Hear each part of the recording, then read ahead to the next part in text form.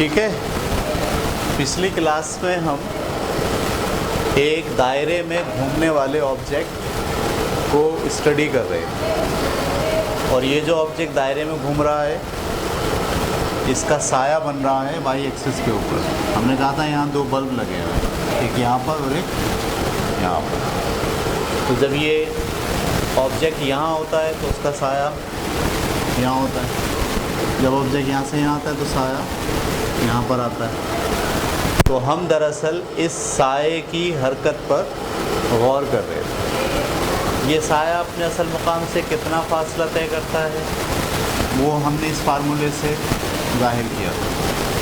फिर इस साये की जो वेलोसिटी है वो क्या होती है वो हमने इस फार्मूले से ज़ाहिर किया। ठीक है, अब यहाँ पर आपको एक बहुत अहम चीज़ देखनी है, वो ये कि ये जो वेलोसिटी है साये की, वेलोसिटी ऑफ शैडो, वो बराबर है ओमेगा आर स्क्वायर माइनस का वाई स्क्वायर। ये आर क्या है इसमें, ये इसका रेडियस है, और वाई इसमें क्या है कि ये अपने असल मुकाम से कितनी दूरी पर है। ये वाई है और ये आर है। ठीक है, थोड़ा सा ये जो है ना मैथमेटिकल है, थोड़ा मुश्किल लगता है समझ में आने में, लेकिन अगर आप गौर करेंगे तो इतना मुश्किल भी नहीं है कि हम समझ ही नहीं पाएँ। अब मैं ये क्या कह रहा हूँ, ये किसको जाहिर कर रहा है, किसकी वेलोसिटी को, शैडो की वेलोसिटी। यानी जब शैडो यहाँ से चलता है तो उसकी कुछ ना कुछ वेलोसिटी होती है, कभी वेलोसिटी ज़्यादा होती है कभी वेलोसिटी, ये कैसे पता चला कभी वेलोसिटी ज़्यादा होती है कभी कम होती है, यहाँ से पता चला। देखिए जो है ना फासला, ये भी कांस्टेंट है, यानी जिस वेलोसिटी से ये घूम रहा है एक ही वेलोसिटी से घूम रहा है, ये ओमेगा को ज़ाहिर कर रहा है। आर भी इसका क्या है, कांस्टेंट है, आर भी चेंज नहीं हो रहा, सिर्फ चेंज क्या हो रहा है, वाई। इसका मतलब वाई के चेंज होने से इस साये की वेलोसिटी चेंज होती है। सही है। अच्छा, जिस वक्त ये वाई यहाँ होता है साया यहाँ होता है, ऑब्जेक्ट यहाँ होता है साया यहाँ होता है, तो वाई क्या होता है, वाई ज़ीरो होता है। ऑब्जेक्ट अगर यहाँ होगा तो वो अपने असल मुकाम से कितनी दूरी पर है, नहीं, तो वाई की वैल्यू क्या हो गई। तो अगर मैं यहाँ लिखूँ ऐसे 8 सेंटर, बात किसकी कर रहा हूँ मैं, सेंटर की, तो 8 सेंटर वाई किसके बराबर होगा, 0 के। तो शैडो का जो वेलोसिटी होगी वो बराबर होगी omega into R square minus Y की जगह क्या लिखेंगे, 0 का स्क्वायर। तो ये तो ख़त्म हो गया, स्क्वायर से रूट गया, तो वेलोसिटी ऑफ शैडो क्या आ गई, ओमेगा इंटू आर। आपको पता चला स्क्वायर से मैंने क्या करा, रूट कैंसिल कर दिया, तो क्या बचा, ओमेगा इंटू आर। ये वेलोसिटी के बराबर है। इसका मतलब है सबसे ज़्यादा वेलोसिटी कब होती है, सेंटर में, यानी जिस वक्त ये साया चलता है सबसे ज़्यादा स्पीड से कहाँ से गुजरता है, सेंटर से। अगर मैं कहूँ कि यहाँ पर वेलोसिटी क्या होती है, अब आप देखिए ये बात मैं कह रहा हूँ 8 वेलोसिटी कहाँ हम तस्करा कर रहे हैं, 8 मैक्सिमम डिस्टेंस, एक मैक्सिमम डिस्टेंस, मैक्सिमम डिस्टेंस में y किसके बराबर होगा, y अब खुद r के बराबर हो जाएगा, यानी ये जो फासला इसने तय किया उसके रेडियस के बराबर हो गया। y बराबर है किसके, r के। अगर मैं फार्मूले में रखूँ, क्या फार्मूला था, omega into R square minus का वाई स्क्वायर। वाई स्क्वायर की जगह क्या लिखूँ, R omega under root R square minus R square. R square में से आर स्क्वायर गया 0, 0 multiply by 0, V S is equal to 0। इसका मतलब ये है कि मैक्सिमम फासले पर साई की वेलोसिटी 0 हो जाती है, और जब वो सेंटर में होता है तो उस वक्त साई की वेलोसिटी सबसे ज़्यादा होती है। अब आप तस्वर में ये सोचें कि जब ये साया ऐसे चलता है तो सबसे ज़्यादा स्पीड इसकी कहाँ होती है, बीच में, और जब वो नीचे आने लगता है तो स्लो होने लगता है, slow slow slow slow slow, यहाँ पर आकर उसकी वेलोसिटी क्या हो जाती है, 0। फिर जब वापस बढ़ता है तो उसकी वेलोसिटी बढ़ना शुरू होती है, बढ़ते बढ़ते बढ़ते सबसे ज़्यादा क्या हो जाती है यहाँ फिर जैसे ही वो सेंटर से आगे की तरफ निकलता है फिर वेलोसिटी कम होना शुरू हो जाती है। ये बात क्लियर हो गई आपको? देखिए ये सब बातें जो है वो जब आप फिज़िक्स पढ़ते हैं तो फिज़िक्स दरअसल जो दुनिया में जो कुछ हो रहा है उसका मैथमेटिकल एक्सप्लेनेशन है।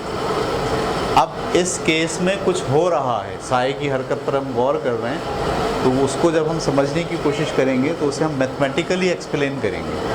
तो यहाँ से मैथमेटिकली एक्सप्लेन क्या हुआ, साए की वेलोसिटी सबसे ज़्यादा सेंटर में होगी और साए की वेलोसिटी सबसे कम ज़ीरो पर मैक्सिमम मुकाम पर होगी जहाँ वाई की वैल्यू सबसे ज़्यादा होती है। ये बात क्लियर हो गई?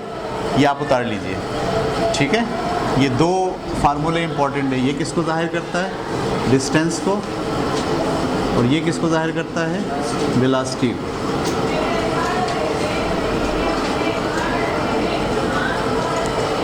ठीक है, इसके बाद हम बात करेंगे एक्सेलरेशन की।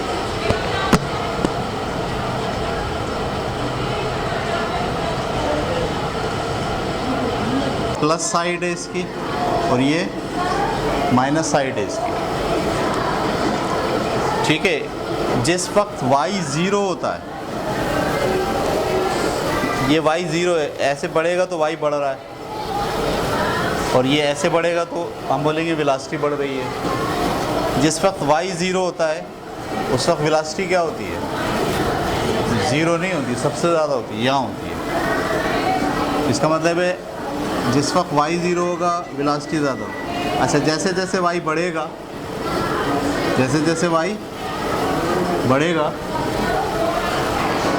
y बढ़ रहा है का मतलब y बढ़ रहा है, तो वैसे वैसे वेलोसिटी क्या होगी? कम होगी। यहाँ पे वेलोसिटी कम हो जाएगी, यहाँ पे वेलोसिटी और कम हो जाएगी, यहाँ पे वेलोसिटी और कम हो जाएगी, यहाँ पे वेलोसिटी बिल्कुल क्या हो जाएगी? तो एक पीक तो आपके सामने ये आ गया। अच्छा, अब y पहले यहाँ बढ़ रहा था, अब y कहाँ बढ़ रहा है? माइनस में। तो जैसे जैसे y कहाँ बढ़ रहा है? माइनस में बढ़ रहा है, सही है? या y मज़ीद बढ़ा, तो अब जो उसकी वेलोसिटी की डायरेक्शन है वो नीचे की तरफ जाना शुरू हो जाएगी। ये इसका पीक पॉइंट होगा, यहाँ पर वेलोसिटी सबसे ज़्यादा होगी यहाँ पे।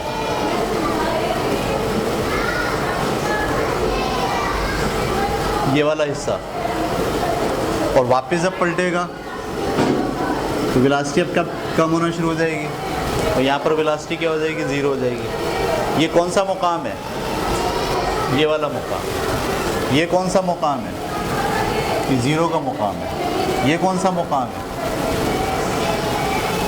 जहाँ y जो है वो मैक्सिमम है और उसकी जो वेलोसिटी है वो क्या है? 0 है। वो ये है।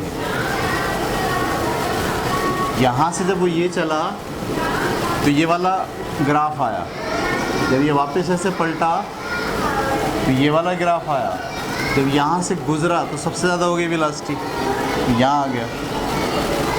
तो अगर आप वेलोसिटी का और डिस्टेंस का ग्राफ बनाएंगे तो ये भी क्या आता है? वेव्स की फॉर्म में आती है।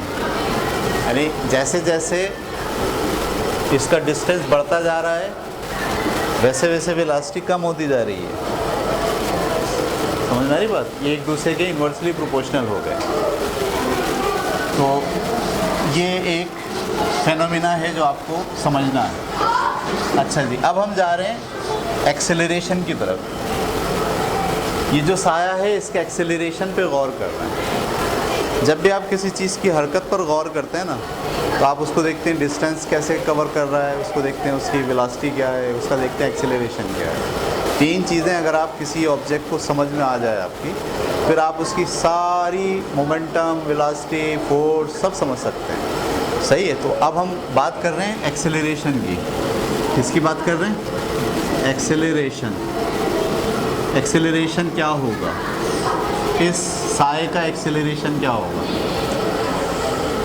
जब कोई ऑब्जेक्ट दायरे में एक ही स्पीड से घूमता है, जैसे ये पंखा एक ही स्पीड से घूम रहा है, इसमें तो एक्सेलरेशन नहीं होगा, क्योंकि हमने एक्सेलरेशन के बारे में क्या पढ़ा है? स्पीड ज़्यादा हो रही हो या स्पीड, लेकिन ये जो ऑब्जेक्ट है तो एक ही स्पीड से घूम रहा है, तो बज़ाहिर इसमें एक्सेलरेशन लेकिन आपको याद होगा पिछले साल मैंने आपको दायरे में हरकत पढ़ाते वक्त एक और एक्सेलरेशन पढ़ाया था जिसका नाम था सेंट्रीपिटल एक्सेलरेशन। जब कोई जिस्म दायरे में एक ही स्पीड से घूमता है तो उसकी स्पीड तो चेंज नहीं हो रही है, लेकिन हर लम्हा वेलोसिटी चेंज हो रही है उसकी डायरेक्शन की तब्दीली की वजह से। डायरेक्शन की तब्दीली की वजह से उसमें जो एक्सेलरेशन पैदा होता है उसे आप कहते हैं सेंट्रीपिटल एक्सेलरेशन। इसका मतलब है जब ये ऑब्जेक्ट दायरे में ऐसे घूम रहा है तो इसमें क्या मौजूद है? एक्सेलरेशन। वो एक्सेलरेशन इस फॉर्म में जाहिर किया जा सकता है। ये जो एरो दिख रहा है ना आपका, वो मरकज़ की तरफ होता है, उसको कहते हैं सेंट्रीपिटल एक्सेलरेशन। तो मैं ये लिख रहा हूँ, जो शैडो का एक्सेलरेशन है वो बराबर होगा किसके? इस ऑब्जेक्ट के सेंट्रीपिटल एक्सेलरेशन के। लेकिन इसकी डायरेक्शन मरकज़ के इस तरफ है और इसकी डायरेक्शन मरकज़ से दूरी की तरफ है। ये बात समझ में आ रही है आपको? या दूसरे अल्फाज में अगर मैं आपसे कहूँ, इसके दो कंपोनेंट बन जाएंगे। ये एक्सेलरेशन है, ये इसका एंगल के सामने वाला, ये इसका परपेंडिकुलर है। तो ये एक्सेलरेशन का वाई कंपोनेंट, एक्सेलरेशन का कौन सा कंपोनेंट? देखो, अगर मैं आपसे यहाँ बड़ी तस्वीर में दिखाऊं, ये एक ऑब्जेक्ट है जिसमें एक्सेलरेशन है और उसकी डायरेक्शन ये है, और मैं इसके दो कंपोनेंट बना डालूँ। ये एंगल के सामने वाला कंपोनेंट क्या होता है? ये एक्सेलरेशन है, तो ये एक्सेलरेशन का वाई कंपोनेंट होगा, और ये एक्सेलरेशन का, ये क्या चाहता है? इधर जाना। लेकिन क्या शेडो इधर जा रहा है? शेडो तो सिर्फ कहाँ जा रहा है? नीचे की तरफ। और ये कहाँ जा रहा है? दरअसल ऊपर की तरफ। यानी वाई इसका ऊपर की तरफ है, लेकिन एक्सेलरेशन इसका किसका है? नीचे की तरफ। तो मैंने यहाँ माइनस का निशान लगाया। माइनस का निशान क्यों लगाया पता चल गया आपको? ये शेडो कहाँ जा रहा है? ऊपर की तरफ, जबकि इसका एक्सेलरेशन की डायरेक्शन कौन सी है? तो इस वाई में और इसमें दोनों में क्या लगाना पड़ेगा? माइनस, क्योंकि दोनों की डायरेक्शन अलग अलग है। अच्छा जी, ये शेडो का एक्सेलरेशन ऐसे आ गया, और जो एक्सेलरेशन होता है वो दरअसल होता है v²/r, और y की जगह आप क्या लिखोगे? sin theta. ठीक है, आगे देखिए, ये sin थीटा क्यों लगाया पता है ना आपको? y कंपोनेंट में sin थीटा लगता है और x कंपोनेंट में cos थीटा लगता है। तो शेडो का एक्सेलरेशन बराबर होगा किसके? माइनस के v²/r, और sin थीटा किसके बराबर है? आपको याद है sin थीटा बराबर है y/r के, y/r के। r को इससे मल्टीप्लाई कर दो, v²/r² इंटू y। तो शेडो का एक्सेलरेशन बराबर है, इसको क्या लिख सकते हैं? v/r का होल स्क्वायर, और ये आ गया y, ये माइनस v/r किसके बराबर होता है? ओमेगा के। शेडो का एक्सेलरेशन ये निकला। इसमें ये क्या है? कांस्टेंट है, एक ही स्पीड से घूम रहा है, ये कांस्टेंट है। कांस्टेंट को और इक्वलिटी को हटा दें तो क्या आएगा? कांस्टेंट को इक्वलिटी को हटा दें तो डायरेक्टली प्रोपोर्शनल का निशान आएगा, माइनस का y। ये देख के आपको अजीब सा लग रहा है कुछ? ये देख के आपको कुछ हैरानगी हो रही है? ये क्या बोल रहा है? साई का एक्सेलरेशन उसके तय करदा फासले के डायरेक्टली प्रोपोर्शनल, लेकिन सिम्त में मुखालिफ है। ये तो वही कंडीशन आ गई, कौन सी? वेव मोशन की। जब आप कहते हैं कोई ऑब्जेक्ट वेव मोशन अंजाम दे रहा है तो कैसे पता चलता है? उसके अंदर पैदा होने वाला एक्सेलरेशन उसके तय करदा फासले के डायरेक्टली प्रोपोर्शनल, लेकिन सिम्त में मुखालिफ हो, तो हम कहते हैं कि ये ऑब्जेक्ट वेव मोशन अंजाम दे रहा। इसका मतलब ये जो साए की हरकत है ये वेव मोशन है। बजाते खुद साया क्या है? कुछ भी नहीं। वो किस पर डिपेंड कर रहा है? ऑब्जेक्ट पे। इसका मतलब है दायरे में जब कोई चीज़ घूम रही होती है तो उस दायरे में घूमते हुए ऑब्जेक्ट के अंदर भी कुछ ना कुछ वेव मोशन होती है, क्योंकि ये जो वेव मोशन ज़ाहिर हो रहा है ये साए के अंदर ज़ाहिर हो रहा है, वो साया बजाते खुद कुछ भी नहीं है। ठीक है, मुझे पता है ये थोड़ा सा आपको मुश्किल लग रहा है, लेकिन यहाँ से हम जो ये फार्मूला आया है acceleration is equal to minus का ओमेगा स्क्वायर अपॉन वाई, इस एक फार्मूले से हम बता रहे हैं एक्सेलरेशन की हेडिंग डाल के।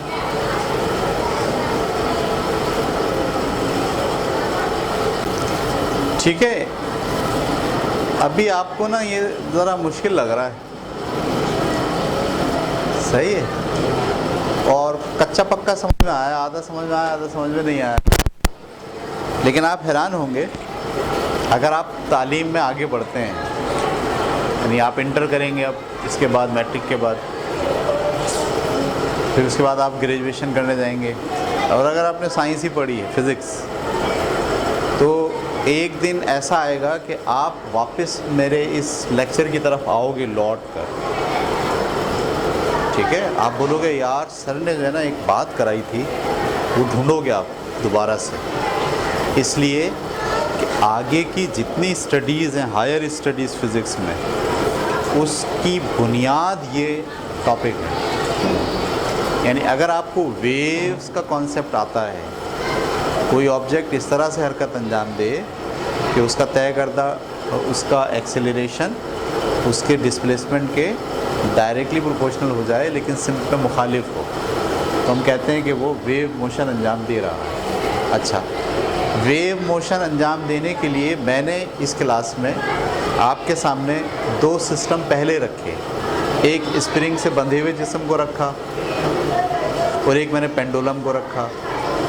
फिर अब मैंने किसको रखा, दायरे में जो हरकत कर रहा है उसके शेडो को रखा, और तीनों के दरमियान, तीनों को स्टडी के दौरान पता चला कि इनका एक्सेलरेशन इनके तय करदा फासले के डायरेक्टली प्रोपोर्शनल होता है। इसका मतलब ये है कि ये तीनों क्या कर रहे हैं, सिंपल हार्मोनिक मोशन अंजाम दे रहे हैं या वेव मोशन अंजाम दे रहे हैं। इसमें ये जो फार्मूला है ना, इसमें देखें ओमेगा स्क्वायर,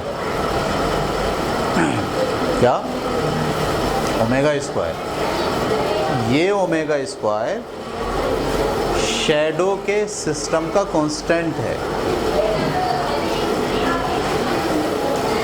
जब हम स्प्रिंग का सिस्टम स्टडी कर रहे थे तो वहाँ कांस्टेंट क्या निकला था, K अपॉन M। जब हम वो वाला सिस्टम स्टडी कर रहे थे पेंडुलम का, वहाँ निकला था कांस्टेंट G अपॉन L। इसका मतलब ये है कि जब भी वेव मोशन अंजाम दी जा रही होती है तो सिस्टम में कोई एक कांस्टेंट लाजमी होता है। समझ में आ रही बात?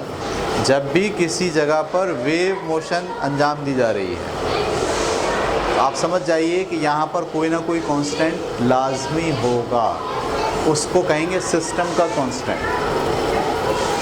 दायरे की हरकत में सिस्टम का कांस्टेंट क्या निकला, ओमेगा स्क्वायर, सही है। स्प्रिंग के सिस्टम में सिस्टम का कांस्टेंट क्या निकला,